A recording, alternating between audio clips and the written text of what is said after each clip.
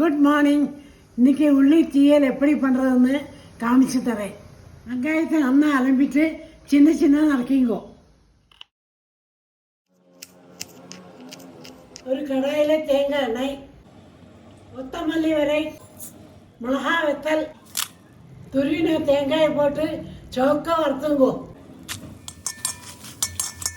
இந்த மாதிரி ஒன்றா சவந்த பின்ன அடுப்பை அணைச்சி கூல் டவுன் பண்ண வைங்கோ.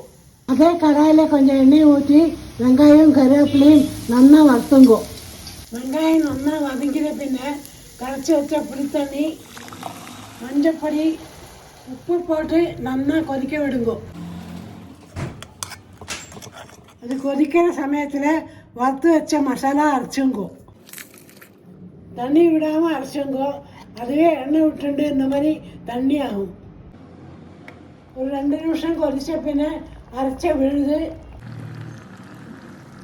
1/2 கப்பு தண்ணி விட்டு சிம்மில் 10 நிமிஷம் கொதிக்க விடுங்கோ. இந்த மாதிரி எண்ணெய் கக்கரோட தேங்காய் பால் விட்டுங்கோ. கடாயில் 1 ஸ்பூன் எண்ணெய் விட்டுங்கோ. கடுகு, மெந்தியம், கருவேப்பிலை தாளிச்சு கொட்டிங்கோ. 2 நிமிஷம் கொதிச்ச பின்ன தாளிச்சு கொட்டிட்டு அடுப்பை அணைச்சிடுங்கோ. Emmy theeyal ready.